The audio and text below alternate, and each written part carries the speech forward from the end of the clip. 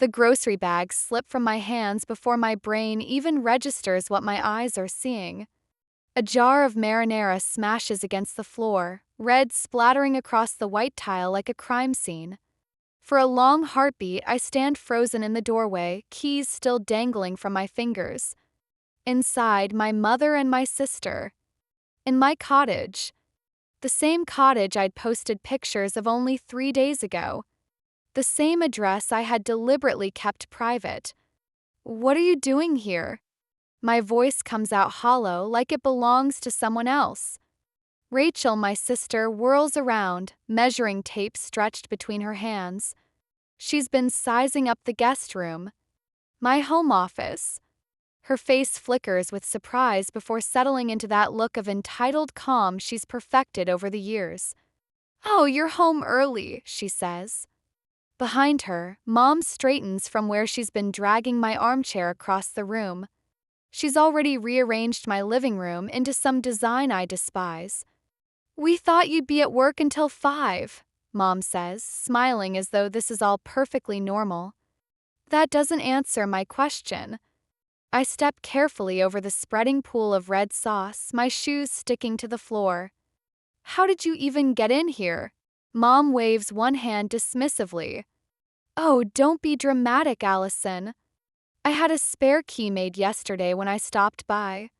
Just wanted to surprise you." Her earlier visit flashes through my mind. She'd asked to use the bathroom, leaving her purse behind for a suspiciously long moment. At the time, I hadn't thought twice. "You copied my key without asking?" My voice trembles, but it's sharper now. "Don't be so sensitive," Mom says, fluffing a throw pillow like she owns the place. "We're just trying to figure out how this house could work for everyone." Everyone. The word lands like a stone in my chest. For a moment, my mouth won't form the words I want to say. But the truth lands in my gut with the force of a punch. I know exactly what they're doing. Flashes of childhood crowd my memory. Rachel's 11th birthday, the clown, the carnival in the backyard. And me that same year? A grocery store cake on the kitchen table. Mom's voice cuts through the silence, smooth and dismissive as always. "Family helps family, Allison. You know that." The old familiar weight of obligation presses against my chest. My entire life I've been conditioned to step aside, to sacrifice, to make room for Rachel. But something inside me shifts. The trembling in my hands stills. My voice comes out steady, sharper than I expect. "This is my home. Not yours. Not ours. Mine." I cross the room and pluck the spare key straight out of Rachel's hand. She resists for a second before letting it go, her face crumpling into a mask of false concern. "You can't be serious about living here alone," she says. "This place has 3 bedrooms. The kids need space. Your housing problem," I say evenly, "is not my problem." Mom gasps, clutching her chest like I've struck her. "After everything we've done for you? Your sister's children need bedrooms, Allison. Don't be selfish." Selfish. The word has been their weapon my entire life. But not anymore. I point to the door, my arms steady, my voice cold. "You have exactly 2 minutes to leave before I call the police." Mom's smile falters. Rachel's eyes widen. "You wouldn't dare." 1 minute, 50 seconds. They leave.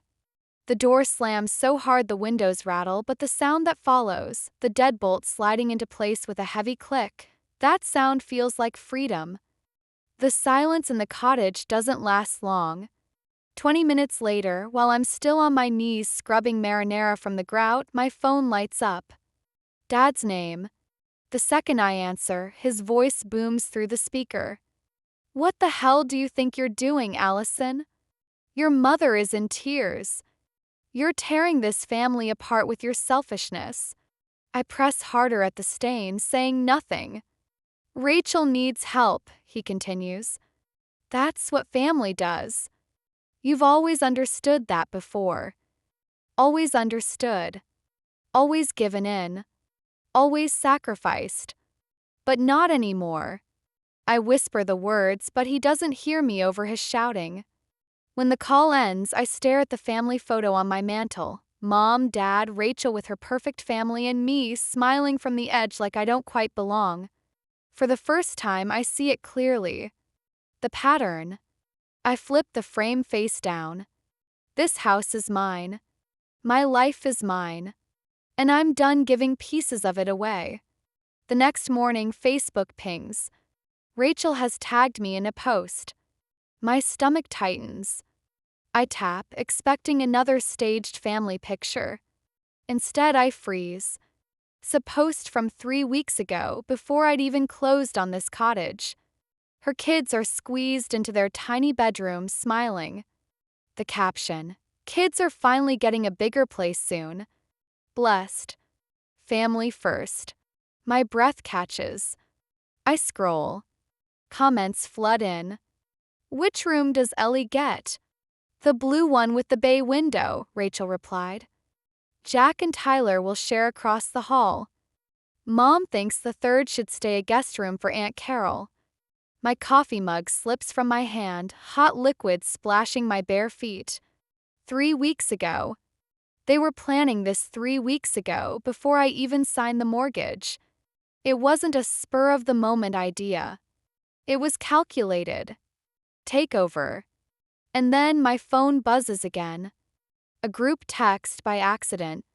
"Dad, don't worry about Allison's tantrum." "Mom, she'll give in once you're settled." "She always does." I stare at the screen, my whole body trembling. "She always does." Not this time. The dinner invitation comes the next night. "Your mother's making pot roast," Dad texts. 7 o'clock. We need to talk about a solution. Every instinct tells me to stay away. But a small, fragile part of me still hopes maybe, just maybe, they've reconsidered. When I arrive, the table is already set with Mom's good china. They sit together on one side, Mom, Dad, and Rachel. My seat waits alone on the other, like a courtroom defendant about to face sentencing. "Allison," Mom says with a tight smile. "We're so glad you could join us." Before I can reply, Dad slides a manila folder across the table. We found the perfect solution. Inside are printouts of 5-bedroom houses, all close to Rachel's kids' school. Notes are scribbled in the margins. Perfect playroom. Great backyard for the kids. "These are lovely," I say carefully, "for Rachel and Mark."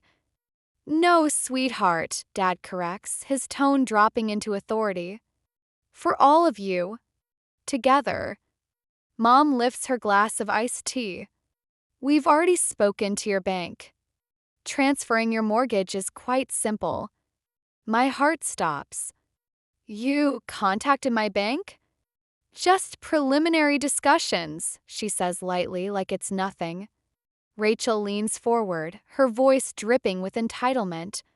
"Your furniture won't all fit, of course. But we'll sell the extras. The kids will need space for bunk beds." The front door creaks open.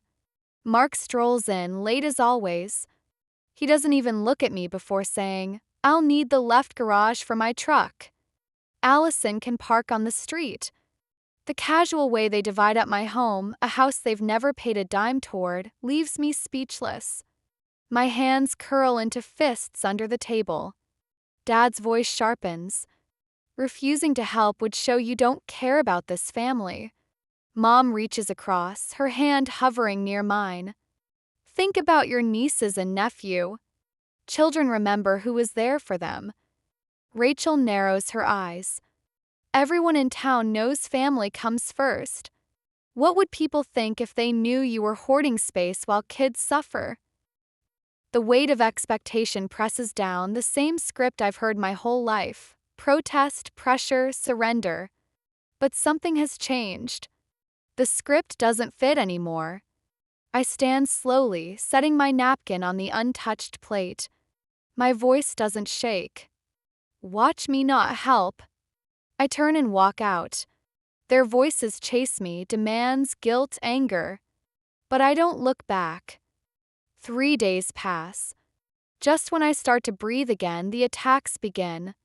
Notifications explode on my phone, each one like a small detonation. Rachel's latest Facebook post fills my screen.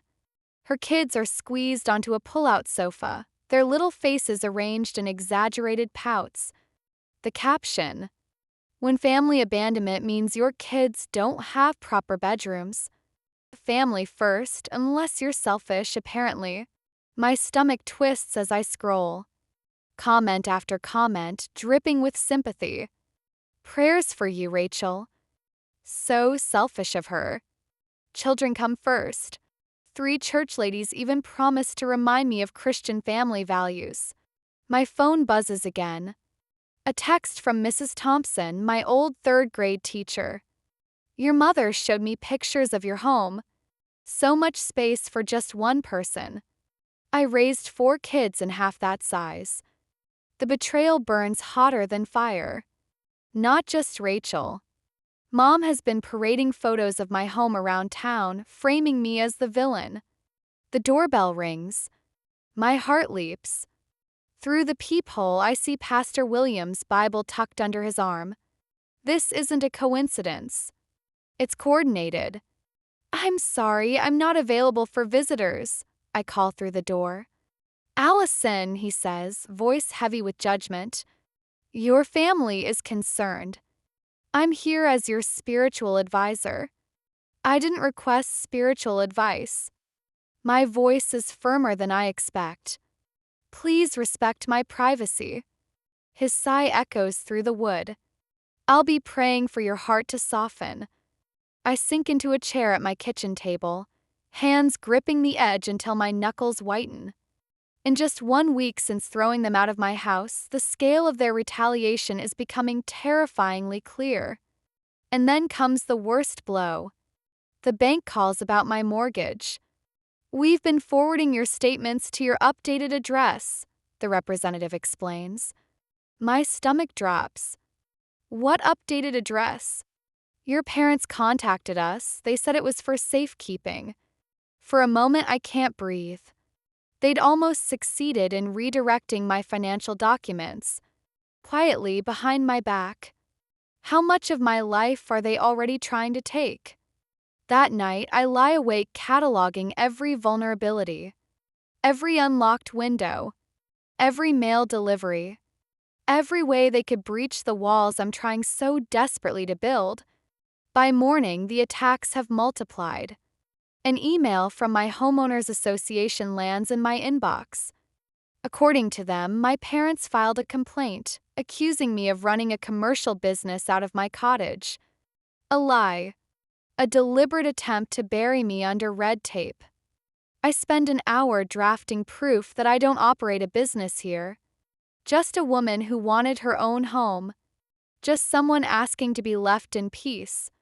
Cost of this estrangement is mounting. Every form, every phone call, every smear.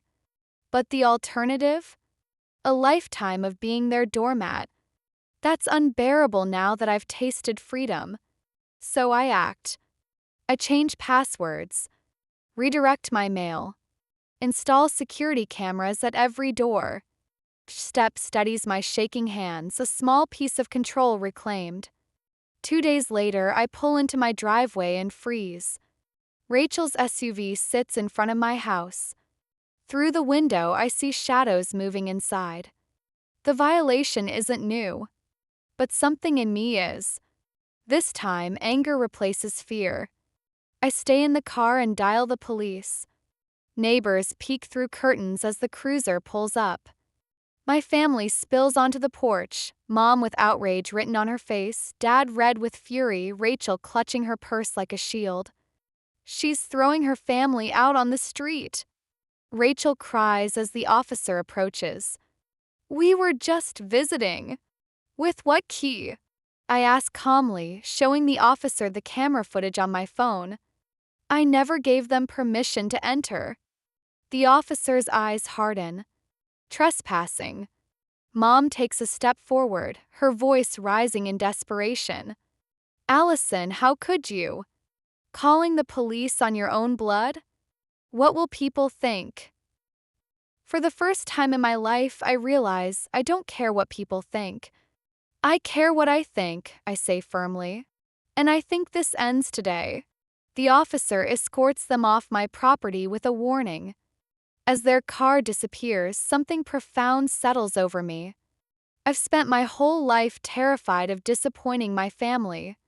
But it hits me they've disappointed me over and over. And I'm finally done letting it happen. The next step wasn't fear. It was resolve. I called Dave, an old college friend who now practices family law. By Sunday afternoon, he was in my living room, legal pads spread across the coffee table. Together, we drafted a cease and desist letter. "They've been weaponizing your guilt for years," Dave said, scanning the pages. "It's time to fight back with facts." The letter went out Monday. I handed it to my mother myself. She didn't open it, just stared at me with glassy eyes. "You'll regret this," she whispered. 3 days of silence followed. For the first time in weeks, I slept through the night. But peace doesn't last in my family. On Thursday, Marcy from accounting rushed to my cubicle, whispering urgently, "Allison, your parents are in the lobby. They're saying Rachel's been in an accident and they need you immediately." I shot through my veins until I saw a text from Rachel timestamped 2 minutes ago complaining about school lunches. I walked straight into the lobby. There they were, Mom dabbing at dry eyes with a tissue, Dad barking at reception. "Family emergency," he snapped. "We need our daughter now." I kept my voice steady. "I just texted with Rachel. She's fine." The tissue slipped from Mom's hand. My boss appeared at my side, expression unreadable. "Everything all right here?" she asked. "My family appears to be lying about a medical emergency to disrupt my workday," I said loudly, letting the words carry across the lobby. Color drained from Dad's face. Purity escorted them out. That night, I thought it couldn't get worse. But then I saw it, Rachel's latest scheme. A GoFundMe page plastered with my photo. "Housing crisis. Help my children have a home." Donations trickled in beneath lies about me abandoning family. One email to the platform's legal department shut it down overnight. But the damage was done. Then came Dad's voicemail, his fury spilling into accidental truth. "You ungrateful little, do you know what you've done? We had it all planned. We were going to move in whether you liked it or not. And now you've embarrassed your mother in front of everyone." I saved the recording with a grim smile. For once, the mask had slipped. The job offer came like a crack of sunlight through storm clouds. Colorado Springs branch manager. The words glowed on my laptop screen. A fresh start. A place beyond their reach. For the first time in weeks, I felt my chest loosen. But the victory was short-lived. Mom showed up at my door a week later, her hands fidgeting against the counter as she slid a folder of glossy listings across the granite. 5 bedrooms, she said brightly. "Plenty of space for all of us. You sell this cottage and we move together. You'd even get the master bedroom." Her voice dripped with rehearsed sweetness, but her eyes darted nervously toward the blinking red light of my security camera. "You toured houses in my name?" I asked calmly. Mom waved her hand. "We had to move quickly. You couldn't have afforded this place without family help anyway." The words hit like poison. Family help. The same family who made me pay rent through college while Rachel's tuition was fully covered. I didn't argue. Instead, I walked to my office, returned with a thick manila envelope, and slid it across the counter. "What's this?" she asked. "A job offer," I said evenly. "I accepted it last week. I'm moving." Her hand froze mid-tap. "Moving? Where?" "Arizona." Color drained from her face. But what about Rachel? Her housing problem is not my concern. 3 days later, I walked into my parents' living room for a so-called family meeting. The driveway was packed. Aunts, cousins, even grandma. They were all there, expecting my surrender.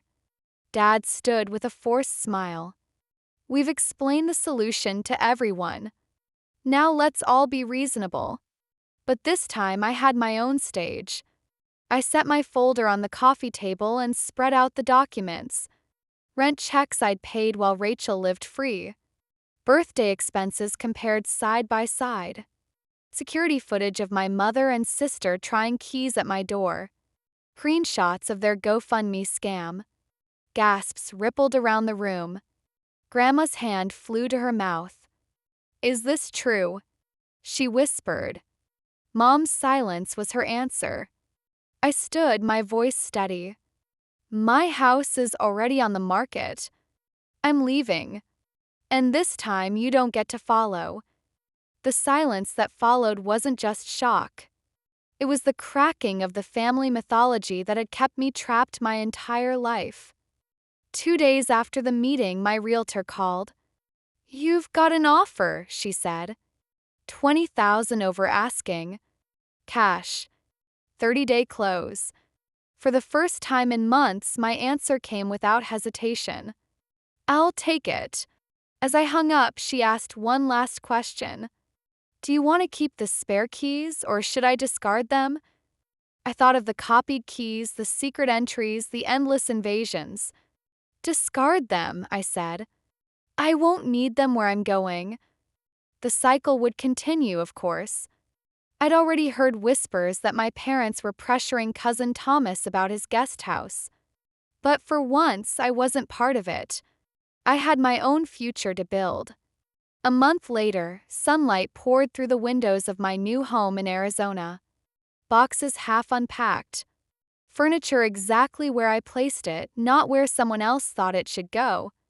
On the wall above my desk bloomed a gallery of photos. Me at the mountain summit in Colorado, shaking hands with the CEO after my promotion, standing proudly in front of this house on closing day. Not a single family member in sight. The phone buzzed occasionally. Old numbers I didn't recognize anymore. Some familiar ones, too. All routed straight to voicemail. Outside, my herb garden stretched toward the morning light. Basil, thyme, rosemary. The same ones Mom always said were too strong for her delicate palate. For the first time, I smiled at their scent instead of feeling small. That afternoon, friends arrived with pie and wine. Real friends. The kind who showed up with nothing to take, only to celebrate. "To building homes, not just houses," I toasted, raising my glass. "And to the family we choose." The words warmed my chest as laughter filled the room. Later, when the house was quiet again, I hung my keys on a simple wooden hook by the door. Just one set. No spares hidden. No copies floating around in someone else's purse. For the first time in my life, the silence wasn't heavy. It was freedom. A year later, the morning sun streams through my kitchen window, painting the walls in gold. My furniture sits exactly where I placed it. The garden outside hums with life, basil, thyme, and bright marigolds glowing at the edge of the path. On my wall, photographs bloom. Not of staged family gatherings, but of real milestones: my promotion in Colorado, the weekend hiking trip with friends, the red front door of the house I painted just because I wanted to. My phone buzzes on the counter. Unknown numbers flash, and a few familiar ones too. But I don't rush to grab it anymore. Panic is gone. They go straight to voicemail, where they belong. Instead, I focus on the voices around me. Friends arriving with gifts, laughter spilling across my kitchen. No one here wants to take anything from me. They just want to be with me. Later, when the last guest leaves, I sit by the window with a slice of apple pie, my favorite. For decades, I blew out candles on chocolate cakes because Rachel loved chocolate. This year, for the first time, I had exactly what I wanted. And it was enough. As night falls, I take one last look at the wooden hook by the door. One set of keys. Mine. No spares. No copies. I smile to myself, whispering the truth I wish I'd learned years ago. This life is mine, and I'm done giving pieces of it away. So tell me, if you were in my place, would you keep the distance that finally brought peace, or would you try to rebuild something from the ashes?